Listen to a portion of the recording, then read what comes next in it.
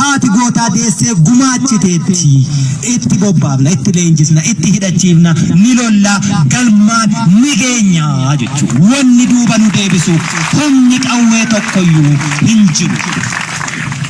Har'a mootummaan jiru olola qofaa. Raafameera abbaa fe'etummoo raasaa jira. Itoophiyaan kaleessa waraanni ishii waraana guddaa addunyaan kun quba qabdu waraanni bilisummaa Oromoo boxoboxee raasee lolee akka inni kijibaa of tuulaa ta'e saaxileera jechuudha. Ari'anii irraa hiikuun salphaarra garaasaas onneesaas beekaa jechuudha. Waraanni bilisummaa Oromoo lolli Tigraay keessatti torbee lamaan dhumate.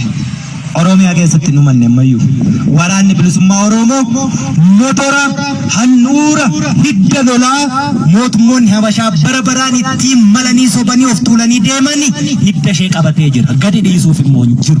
Hanga kututti yeroo kutu sana immoo Oromiyaatu bilisa ba'a. Gaafas immoo akka barbaadetti buluu ni dandeessaa jechuudha.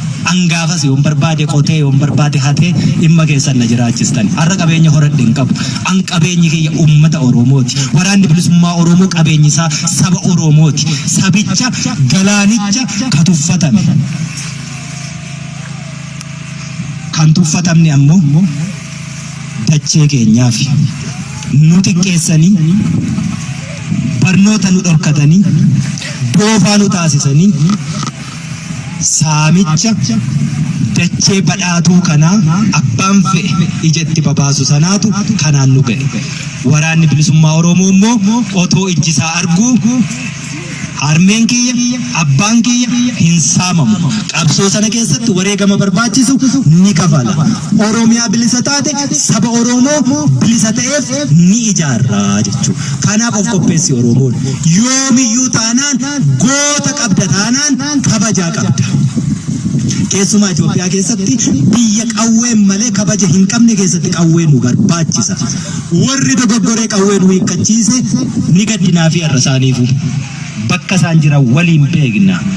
Beekumsi siyaasaa dogoggorri siyaasaa akkasiitu kanaan nu ga'e waan ta'eef.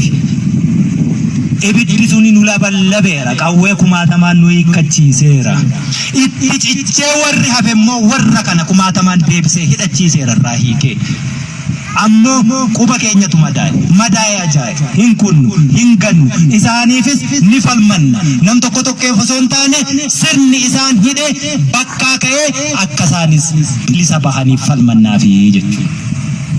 Sirna isaan hidhetu bakkaa ka'uu qaba malee namni tokkittiin har'a hiikuuf nuti dhiiga kaffallu namichi boris ni hidhama. Sirnicha nama hidhutu achuma jira. Har'a si baasaa borsi hidha.